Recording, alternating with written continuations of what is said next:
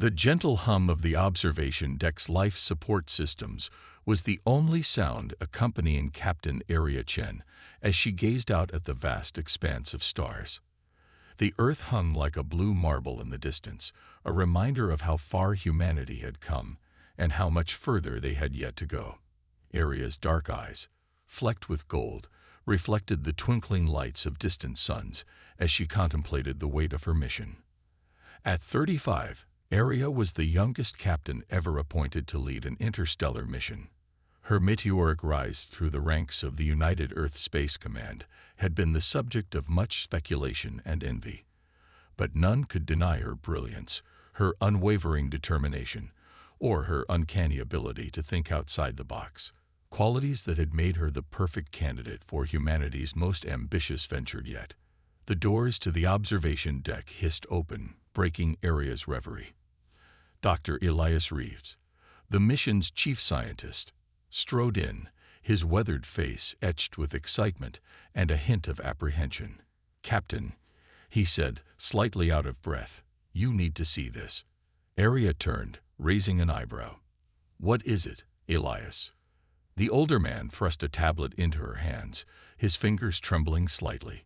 "We've detected a signal, an alien signal." For a moment, Aria felt as if all the air had been sucked out of the room.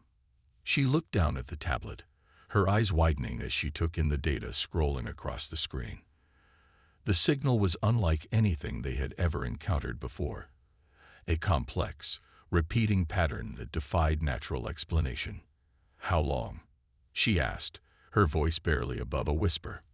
"We first detected it 48 hours ago," Elias replied. "We've been analyzing it nonstop, trying to make sure it wasn't some kind of false positive or equipment malfunction. But it's real, Aria. It's really real." Aria's mind raced with the implications. For centuries, humanity had wondered if they were alone in the universe.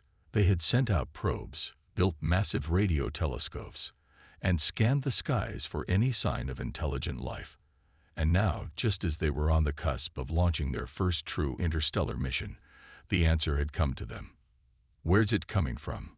she asked, her eyes still fixed on the data. Elias took a deep breath. "Proxima Centauri." Aria's head snapped up. Proxima Centauri, the nearest star system to Earth, just over 4 light-years away. It had been the planned destination for their mission, chosen for its relative proximity and the possibility of habitable planets. But now, what had been a journey into the unknown had suddenly become something far more significant. "Have you informed UESC headquarters?" Aria asked, her mind already racing ahead to the countless preparations and adjustments that would need to be made. Elias nodded. "Yes, we sent an encrypted transmission as soon as we confirmed the signal. We're awaiting their response, but they'll want us to proceed with the mission." Aria finished for him. "Only now, we're not just exploring. We're making first contact." The weight of those words hung in the air between them. First contact. The moment humanity had dreamed of, feared, and prepared for since they first looked up at the stars and wondered what, or who, might be looking back. Aria handed the tablet back to Elias and turned to face the stars once more. Her reflection in the reinforced glass stared back at her, determination etched into every line of her face. She thought of all the science fiction stories she had read as a child, of all the movies and shows that had imagined this very moment. But this wasn't fiction anymore. This was reality, and she was at the center of it. "Elias," she said, her voice steady and commanding, "I want a full briefing in 1 hour. Get the entire senior staff together. We need to start preparing immediately."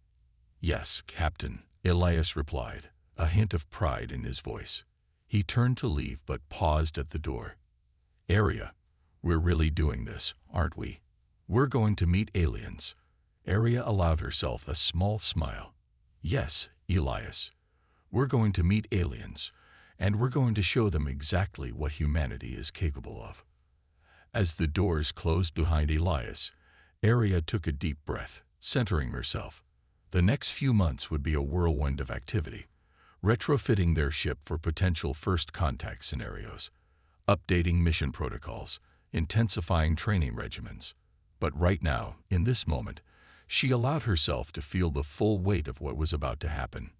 Humanity was about to take its first real step into the galactic community, and she, Area Chen, would be leading the way. The next few weeks passed in a blur of activity. The United Earth Space Command had, as expected, given the green light to proceed with the mission. Now codenamed Operation Handshake, the irony of the name wasn't lost on Area. They had no idea if these aliens even had hands to shake. The Starship Odyssey, already a marvel of human engineering, underwent a series of rapid upgrades and modifications. Xenolinguists worked around the clock, analyzing the alien signal and developing potential communication protocols. The ship's AI, ARIA, Artificial Responsive Intelligence Assistant, was updated with every scrap of theoretical knowledge about alien cultures and first contact scenarios.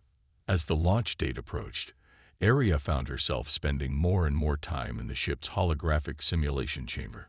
Here, she could practice countless first contact scenarios, from peaceful exchanges to hostile encounters.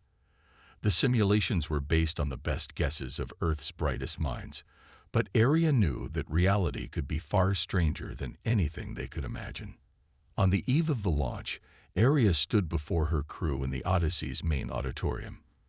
500 faces looked back at her, the best and brightest Earth had to offer. Scientists, engineers, soldiers, and diplomats, all chosen for this historic mission. Tomorrow, Area began, her voice carrying to every corner of the room, we embark on the greatest journey in human history. We carry with us the hopes and dreams of billions. But more than that, we carry the very essence of what makes us human, our curiosity, our adaptability, our determination. She paused, looking out at the sea of faces. Some looked excited, others nervous, but all were united in their commitment to the mission. We don't know what we'll find out there, she continued. We don't know if the aliens who sent that signal will be friends or foes. But I do know this: whatever challenges we face, whatever obstacles we encounter, we will face them together. And we will show the universe what humanity is truly capable of. A cheer went up from the crowd, a roar of approval and determination that seemed to shake the very walls of the ship. Area felt a surge of pride and affection for her crew. They were ready. They were all ready. As the crew dispersed to make their final preparations, Area made her way to the bridge. She settled into the captain's chair, running her hands over the smooth armrests. This would be her home for the next several years, possibly the rest of her life if things went wrong. ARIA. She called out to the ship's AI. Begin pre-launch sequence. Pre-launch sequence initiated, Captain. The AI responded, its voice calm and steady. All systems are green. We are go for launch in T-8 hours. Area nodded, then pulled up a communication channel to Earth. Her parents' faces appeared on the screen, their eyes filled with a mixture of pride and concern. Mom, Dad, she said, smiling softly. I just wanted to say goodbye. And thank you. For everything. Her mother wiped away a tear. We're so proud of you, Area. You're going to make history. Just come back to us, her father added, his voice gruff with emotion. No matter what you find out there, remember where you came from. Area nodded, fighting back her own tears. I will. I promise. As the call ended, Area took a deep breath, steeling herself for what was to come. In a few hours, they would leave Earth behind and set out into the unknown. Whatever awaited them at Proxima Centauri, Area knew one thing for certain. Humanity was ready to take its place among the stars. The countdown to launch had begun. The launch of the Odyssey was a moment that would be forever etched in human history. As the massive starship broke free from Earth's gravity, cheers erupted from mission control and billions watching around the world. But for Captain Area Chen and her crew, the real journey was just beginning. The first few weeks in deep space were a flurry of activity as the crew settled into their routines and continued to analyze the alien signal. Dr. Elias Reeves and his team of xenolinguists worked tirelessly, attempting to decipher any possible meaning from the complex patterns.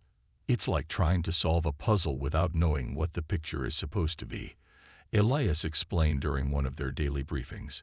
We're making progress, but it's slow going. Arya nodded, understanding the frustration in the scientist's voice. Keep at it, Elias. Every bit of information we can glean before we arrive could be crucial.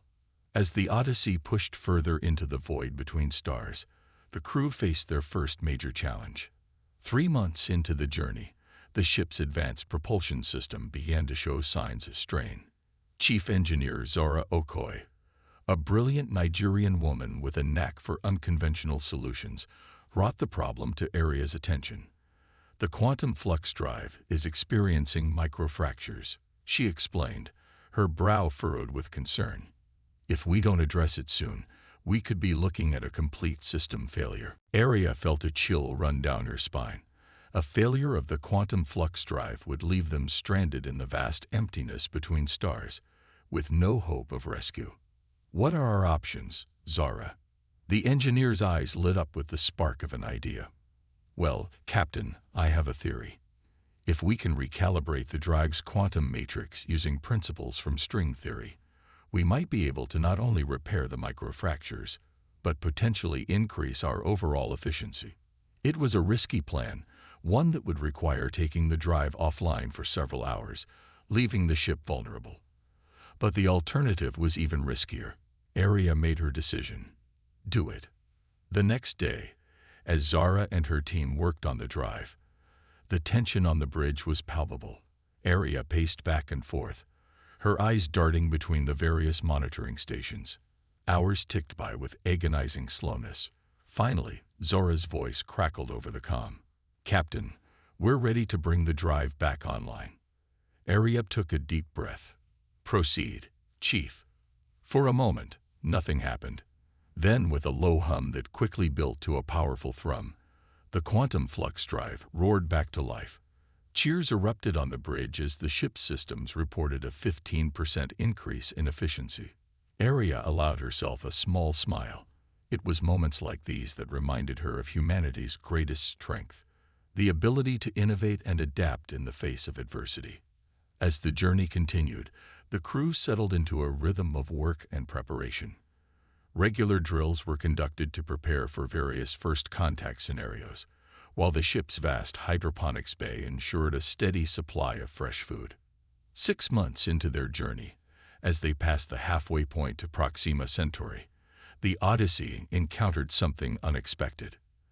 Arya, the ship's AI, detected an anomaly in their path. Captain, the AI's calm voice filled the bridge. I'm detecting an object of unknown origin, approximately 500,000 kilometers ahead. Arya leaned forward in her chair, suddenly alert.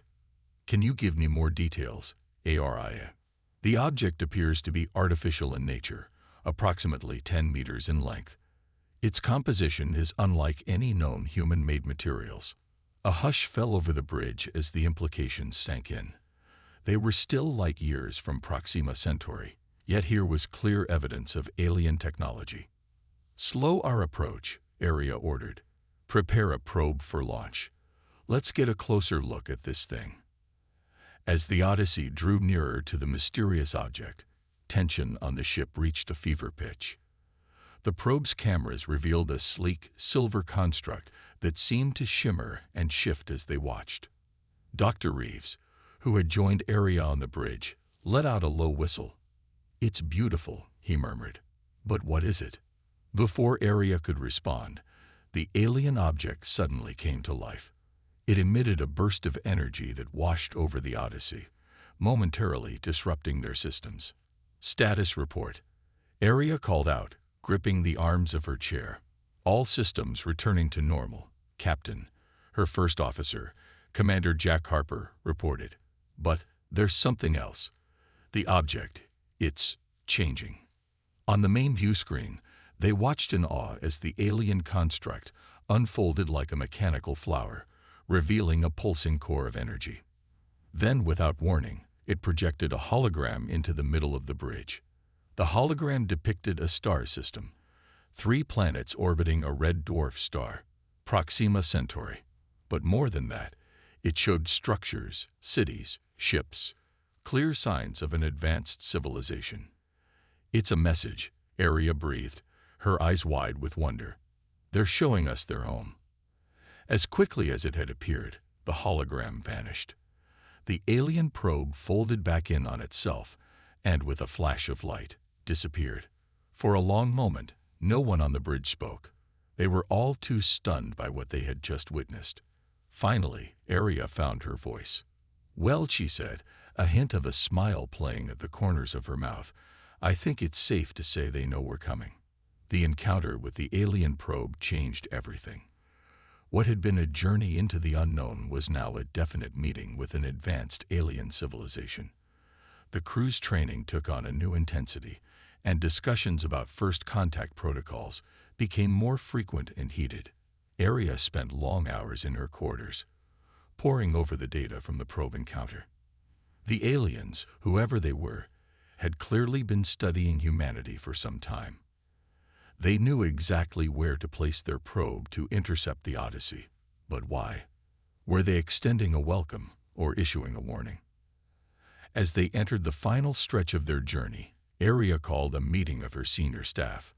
"We're less than a month out from Proxima Centauri," she began, looking around at the familiar faces. "I need options. How do we approach this?" Dr. Reeves shook his head. No, that's too aggressive. We should broadcast messages of peace, show them we come as friends." The debate continued, each department head offering their perspective. Aria listened carefully, weighing each suggestion. Finally, she held up a hand for silence. "We'll do both," she said. "We'll approach with our defenses ready, but we'll also broadcast messages of peace. We'll show them that we're prepared for anything, but that our primary goal is friendship and understanding." As the meeting adjourned, Aria felt a mix of excitement and apprehension. They were on the brink of making history, of forever changing humanity's place in the universe. Whatever awaited them at Proxima Centauri, she knew that the actions of her and her crew would shape the future of human-alien relations for generations to come. With renewed determination, Aria returned to the bridge. The starfield on the main view screen seemed to stretch out endlessly before them, but she knew that their destination was drawing ever closer. "Aria," she called out to the ship's eye, "plot our final approach to Proxima Centauri. It's time to make history." As the Odyssey surged forward, carrying the hopes and dreams of humanity with it, Aria couldn't help but feel a sense of pride. Whatever challenges lay ahead, she knew that her crew, that humanity, was ready to face them. The next chapter in human history was about to begin, and Aria Chen was ready to write it. The Odyssey dropped out of faster-than-light travel with a shudder that reverberated through the ship's hull. On the main view screen, the star Proxima Centauri blazed, a fierce red dwarf that had captured humanity's imagination for centuries. But it wasn't the star that held the crew's attention. It was the planet orbiting it, a world of swirling blues and greens that looked startlingly like Earth. Captain Aria Chen stood at the center of the bridge, her heart pounding with a mixture of excitement and trepidation. "Aria," she called out to the ship's eye, full scan of the planet. "I want to know everything." As the AI began its analysis, Dr. Elias Reeves approached Aria, his eyes wide with wonder. "It's beautiful," he breathed, "just like the hologram showed us." Aria nodded, remembering the alien probe they had encountered months ago. "Yes, but remember, appearances can be deceiving. We need to be prepared for anything." "Captain," Aria's voice interrupted, "I'm detecting multiple artificial structures on the planet's surface and in orbit. There's also a large space station at the planet's L1 point." Before Aria could respond, a new voice crackled over the ship's communication system. The words were unintelligible, a series of clicks and whistles that sounded nothing like any human language. "They're hailing us," Commander Jack Harper reported, his hands flying over his console. The signal's coming from the space station. Aria took a deep breath, straightening her uniform. This was the moment they had prepared for, the reason they had traveled over 4 light-years from Earth. "Patch it through to the main screen," she ordered, "and activate our universal translator. Let's hope it works." The view screen flickered, and suddenly they were face to face with an alien. The creature had a vaguely humanoid shape, but its skin was a mottled blue-green, and its eyes were large, multifaceted orbs that seemed to shimmer in the light. A series of tentacle-like appendages framed its face, twitching and moving as it spoke. The universal translator kicked in, converting the alien speech into English with only a slight delay. "Greetings, travelers from Earth," the alien said, its voice surprisingly melodious. "We are the Zarquin. We welcome you to our home." Aria stepped forward, her voice steady despite the adrenaline coursing through her veins. "I am Captain Aria Chen of the Starship Odyssey. We come in peace, seeking friendship and knowledge." The alien's tentacles rippled in what Aria hoped was a gesture of goodwill. "We have long awaited your arrival, Captain Chen. Your journey across the stars has not gone unnoticed. We invite you to dock with our station so that we may meet face to face." Aria exchanged glances with her senior staff. This was moving faster than any of their simulations had predicted. She made a quick decision. "We would be honored," she replied. "Please transmit docking coordinates." As the communication ended, the bridge erupted into a flurry of activity. Aria turned to her crew, her expression serious. "This is what we've trained for," she said.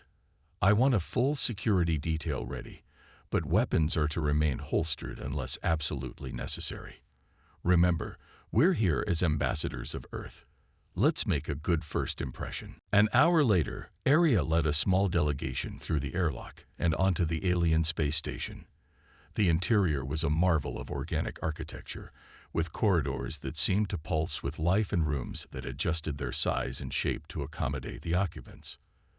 They were led to a large, circular chamber where a group of Zarquin waited. The aliens were even more impressive in person, their skin shimmering with bioluminescent patterns that seemed to convey emotions and ideas. One of the Zarquin stepped forward, its tentacles forming intricate patterns. "I am Selthor, chief emissary of the Zarquin Conclave," it said through the translator. "We have many questions for you, as I'm sure you have for us." Aria nodded, trying to keep her excitement in check. "Indeed we do, Emissary Selthor. We're eager to learn about your civilization, your history, your science. And we are eager to learn of yours." Zelthor interrupted, its multifaceted eyes focusing intently on Aria. "But first, we must discuss a matter of great urgency. A threat that concerns not just our 2 species, but all life in this sector of the galaxy." Aria felt a chill run down her spine. This wasn't how she had expected first contact to go. "A threat?" she asked, her mind racing. "What kind of threat?" Zelthor's tentacles writhed in what Aria interpreted as agitation. "We call them the Void Eaters. They are an ancient race, as old as the stars themselves. They consume entire planets, entire systems, leaving nothing but empty space in their wake. And they are coming here." The human delegation exchanged alarmed glances. Dr. Reeves stepped forward, his scientific curiosity overriding his caution. "How do you know this? Do you have proof?" In response, Zelthor gestured to the center of the room. A holographic display sprang to life, showing a vast swath of the galaxy. Red dots appeared, spreading like a virus across the stars. "These are the systems the Void Eaters have already consumed," Zelthor explained. "Their path is clear. They will reach our system within a standard solar year." Aria stared at the display, her mind reeling from the implications. They had come seeking friendship and knowledge, only to find themselves on the brink of an interstellar war. But as she looked at the faces of her crew, she saw not fear, but determination. They were ready to face this challenge, to prove that humanity deserved its place among the stars. "Emissary Excelthor," Aria said, her voice firm, The people of Earth stand with the Zarquin. Whatever knowledge, whatever resources we have, we offer them freely in the fight against this threat. Xelthor's tentacles formed a pattern that the translator interpreted as gratitude. Your offer is appreciated, Captain Chen. But I fear that even our combined might may not be enough to stop the Void Eaters. There is, however, a glimmer of hope. The hologram changed, showing a strange, spiral-shaped structure floating in space. This is the Nexus, Xelthor explained. An ancient artifact left behind by a long-vanished race we call the Precursors. We believe it holds the key to defeating the Void Eaters, but we have been unable to activate it. Dr. Reeves leaned in, studying the image intently. Fascinating. What have you tried so far? As Xelthor began to explain their attempts to activate the Nexus, Aria's mind was already racing ahead. This mission had just become far more complex and dangerous than anything they had anticipated. But it was also an opportunity, a chance for humanity to prove its worth on a galactic stage. She thought of Earth, billions of light years away, blissfully unaware of the danger approaching. Of her parents, who had bid her farewell with pride and hope in their eyes. Of all the generations of humans who had looked up at the stars and dreamed of this moment. Aria Chen straightened her shoulders, a new resolve settling over her. Whatever challenges lay ahead, whatever sacrifices might be required, she knew one thing for certain: humanity would rise to meet them. The fate of not just Earth, but the entire galaxy, now rested in their hands. As the discussion with the Zarquin continued late into the night, plans were made, alliances forged, and the first steps towards a united defense against the Void Eaters were taken. The next chapter in the story of humanity, and indeed, the story of life in the galaxy, was about to unfold, and Aria Chen, captain of the Odyssey, ambassador of Earth, was ready to write it. The days following first contact were a whirlwind of activity. The crew of the Odyssey worked tirelessly alongside their Zarquin allies, sharing knowledge and technology in a race against time. The looming threat of the Void Eaters cast a shadow over every interaction, but it also forged a bond between the two species stronger than anyone could have anticipated. Captain Aria Chen found herself at the center of it all, coordinating efforts between her crew and the Zarquin, while also maintaining communication with Earth. The news of the Void Eaters had been met with shock and fear back home, but also with a steely determination. Humanity, it seemed, was not about to go quietly into the night. We've made significant progress in understanding the Nexus, Dr. Elias Reeves reported during one of their daily briefings. His eyes were bloodshot from lack of sleep, but they sparkled with excitement. The Zarquin were right. It's unlike anything we've ever seen before. The technology is, well, it's almost beyond comprehension. Aria nodded, her own fatigue evident in the lines around her eyes. But can we make it work? Elias hesitated. Maybe. We've identified what we think is the activation mechanism, but it requires an enormous amount of energy, more than even the Odyssey's reactor can produce. The Zarquin have offered the use of their stellar harvester, Commander Jack Harper interjected. It's designed to collect energy directly from Proxima Centauri. If we combine that with the Odyssey's output, it might be enough. Aria considered this for a moment. All right, let's make it happen. We're running out of time. As the team dispersed to continue their work, Aria felt a familiar presence at her side. Xelthor, the Zarquin emissary, had become a constant companion over the past weeks. Your people continue to impress us, Captain Chen, Xelthor said, its tentacles forming patterns that Aria had come to recognize as admiration. Your adaptability, your innovative thinking. These are traits that may well turn the tide against the Void Eaters. Aria allowed herself a small smile. We're just doing what we must to survive. But thank you, Xelthor. Your people's knowledge and technology have been invaluable. Their conversation was interrupted by a sudden alarm. Red lights flashed throughout the station as Aria's voice came over the intercom. Warning. Unknown vessels detected entering the system. Signature matches Void Eater scout ships. Aria's heart raced as she rushed to the command center. HFY close behind. The main screen showed a terrifying sight. 3 sleek, black ships, so dark they seemed to absorb the very light around them, were rapidly approaching Proxima Centauri. "They're earlier than we anticipated," HFY said, its voice trembling slightly. "Our defenses are not yet ready." Aria's mind raced, considering and discarding options in rapid succession. Then, an idea struck her. It was risky, possibly suicidal, but it might buy them the time they needed. "Aria," she called out, "prepare the Odyssey for immediate launch. HFY, I need every scrap of data you have on Void Eater technology and tactics." As her crew scrambled to comply, Aria outlined her plan. The Odyssey would engage the Void Eater scouts, using its superior maneuverability and the element of surprise to keep them occupied while the Zarquin completed the preparations for activating the Nexus. "It's a bold plan, Captain," HFY said, its multifaceted eyes shimmering with what Aria hoped was approval. "But the risk to you and your crew is necessary," Aria finished firmly. "We didn't come all this way to sit on the sidelines. Humanity will do its part in this fight." Hours later, the Odyssey sped towards the approaching Void Eater scouts. The tension on the bridge was palpable as they watched the enemy ships grow larger on the view screen.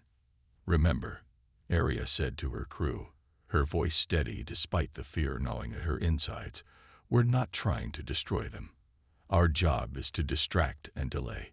Use evasive maneuvers, hit and run tactics. Keep them focused on us and away from the planet." As they closed in on the Void Eater ships, Aria got her first real look at humanity's new enemy. The vessels were like nothing she had ever seen. Their surfaces seemed to shift and change, absorbing sensor scans and deflecting weapons fire with ease. "All hands, battle stations," Aria ordered. "Weapons free. Let's show these Void Eaters what humanity is made of." The battle that followed was unlike anything in human history. The Odyssey danced through space, its human pilots pushing the ship to its limits and beyond. They used asteroids as cover, executed impossible maneuvers, and unleashed a barrage of weapons fire that would have overwhelmed any conventional enemy. But the Void Eaters were far from conventional. Their ships seemed to heal almost as quickly as they were damaged, and their return fire was devastatingly accurate. The Odyssey's shields buckled under the assault, and damage reports flooded in from all decks. Through it all, Aria remained calm, directing her crew with the precision of a symphony conductor. She knew that every second they kept the Void Eaters occupied was another second for the Zarquin to prepare the Nexus. Just as it seemed the Odyssey could take no more, a brilliant light erupted from the direction of Proxima Centauri. The Nexus had been activated. A wave of energy washed over the battling ships.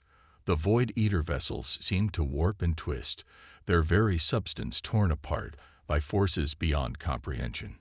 In a matter of seconds, they were gone, leaving behind nothing but empty space. As cheers erupted on the Odyssey's bridge, Aria allowed herself a moment of relief. But she knew this was only the beginning. The scouts had been defeated, but the main Void Eater fleet was still out there, still coming. The real battle was yet to come. But now, thanks to the combined efforts of humanity and the Zarquin, they had a fighting chance. As the battered Odyssey limped back to the Zarquin station, Aria looked out at the stars. Somewhere out there, the Void Eaters were approaching, but they would find more than easy prey waiting for them. They would find 2 species united, armed with the legacy of the precursors, ready to fight for their right to exist. The next phase of the war was about to begin, and humanity was ready to prove its worth on the galactic stage. The months following the battle with the Void Eater scouts were a blur of feverish activity. The activation of the Nexus had bought them time, but everyone knew it was only a temporary reprieve. The main Void Eater fleet was still coming, and when it arrived, it would bring with it a force unlike anything the galaxy had ever seen. Captain Area Chen stood on the observation deck of the newly constructed Proxima Defense Station, a massive structure that combined the best of human and Zarquin technology. From here, she could see the fruits of their labor, a fleet of ships, some human, some Zarquin, and some a hybrid of the two, all prepared for the coming storm. Impressive, isn't it? Dr. Elias Reeves said, joining her at the window. 2 years ago, we couldn't have imagined any of this. Aria nodded, a small smile playing on her lips. We've come a long way. But will it be enough? Before Elias could respond, an alarm blared throughout the station. Aria's heart raced as she rushed to the command center, Elias close on her heels. Report, she barked as she entered. Commander Jack Harper, his face grim, looked up from his console. Long-range sensors have detected a massive energy signature entering the system. It's them, Captain. The Void Eaters are here. Aria took a deep breath, steadying herself. This was the moment they had been preparing for. Sound the alert. I want all ships ready for launch in 10 minutes. As the command center erupted into action, Selthor entered, its tentacles writhing with nervous energy. The Conclave has authorized the use of the Nexus, it said. But we must be cautious. We don't fully understand its power, and using it could have unforeseen consequences. Aria nodded. Understood. We'll use it only as a last resort. The next few hours were tense as the combined human Zarquin fleet took up defensive positions around Proxima Centauri. Aria, now aboard the flagship Defiant, a hybrid vessel that represented the pinnacle of both species' technology, watched as the Void Eater fleet came into view. It was a terrifying sight. Hundreds of the black, light-absorbing ships, ranging from small fighters to massive dreadnoughts, filled the view screen. At their center was a ship so large it seemed to distort space around it. The Void Eater mothership. All ships, this is Captain Chen. Aria broadcast to the fleet. We stand here today, not just for our own survival, but for the survival of all life in this galaxy. Remember your training, trust in each other, and no matter what happens, do not let them reach the planet. Good luck, and Godspeed. The battle that followed would be remembered for generations as one of the most epic conflicts in galactic history. The human Zarquin fleet fought with everything they had, their ships dancing through space in intricate maneuvers that kept the Void Eaters off balance. Aria directed the battle from the Defiant, her mind racing, as she coordinated attacks and responded to the ever-changing tactical situation. The Void Eaters were powerful, their technology beyond anything they had faced before, but they lacked the adaptability and unpredictability of the Allied fleet. Hours into the battle, however, it became clear that despite their valiant efforts, they were slowly being overwhelmed. The Void Eaters' numbers were simply too great, their ability to absorb damage too advanced. We need to use the Nexus, Aria said, her voice heavy with the weight of the decision. It's our only chance. Selthor, who had insisted on being aboard the Defiant for the battle, nodded solemnly. I agree. But Captain, you should know. Activating the Nexus at this proximity, with this many Void Eaters present, the energy release could be catastrophic. We may not survive. Aria looked around at her crew, at the faces of humans and Zarquin working side by side. She thought of Earth, of the billions of lives depending on them, of all the species across the galaxy that would fall to the Void Eaters if they failed here. Send the signal, she ordered. Activate the Nexus. As the command was relayed, Aria addressed the fleet one last time. All ships, this is Captain Chen.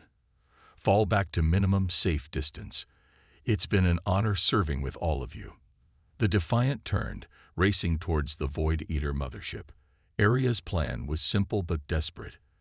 They would use the ship as a delivery system, getting the Nexus as close to the heart of the Void Eater fleet as possible before activating it. As they approached, the mothership loomed larger and larger, its surface seeming to writhe with dark energy. Void Eater fighters swarmed around them, their weapons' fire rattling the Defiant's shields. Nexus activation in 10 seconds, Araya announced, its normally calm voice tinged with urgency. Arya gripped her chair, her eyes fixed on the view screen. "It's been an honor," she said to her crew. 5, 4, 3, 2, 1. The universe seemed to hold its breath for a moment. Then, with a flash brighter than 1,000 suns, the Nexus activated. The energy wave that erupted from the device was beyond anything they had seen before. It washed over the Void Eater ships, their dark hulls twisting and dissolving under its power. The mothership, caught at the epicenter of the blast, simply ceased to exist. On board the Defiant, systems overloaded and alarms blared as the ship was tossed like a leaf in a hurricane. Arya felt a moment of weightlessness, a sensation of being stretched and compressed simultaneously. And then, darkness. When Arya opened her eyes, she was greeted by an unexpected sight. She was floating in space, but she felt no cold, no lack of air. Around her, the debris of the battle slowly drifted by, glittering in the light of Proxima Centauri. "Beautiful, isn't it?" a voice said. Arya turned to see a being of pure energy floating beside her. It had no definite shape, its form shifting and flowing like liquid light. What are you?" Arya asked, surprised to find she could speak. The being's form rippled in what Arya somehow knew was amusement. "We are what you might call the precursors, or rather, what the precursors became. The Nexus was our final gift to the younger races, a tool to defend against the darkness we once fought." Arya's mind reeled. "The Void Eaters, a cosmic cancer," the being said, its tone somber. "A force of entropy that threatens all life. We fought them for eons before we transcended our physical forms. Now it falls to you, humans, Zarquin, and all the other races of the galaxy, to take up that mantle. But did we win? Is it over?" Arya asked. The being's form pulsed. "This battle is won, yes. But the war? The war is eternal, Captain Chen. There will always be darkness, always be threats. But there will also always be those who stand against it. Today, you and your allies proved yourselves worthy inheritors of our legacy." Before Arya could ask more, she felt a pulling sensation. The starfield around her began to fade. "Your time here is ending," the being said. "You must return. Remember what you've learned here, Captain. Unite the races of the galaxy. Prepare them.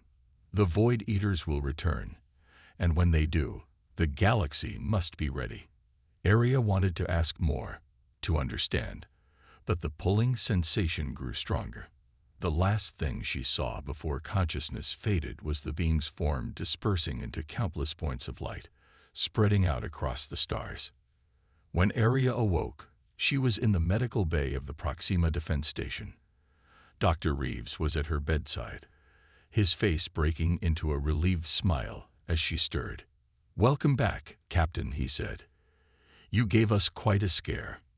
Over the next few days, as Arya recovered, she learned the full extent of what had happened.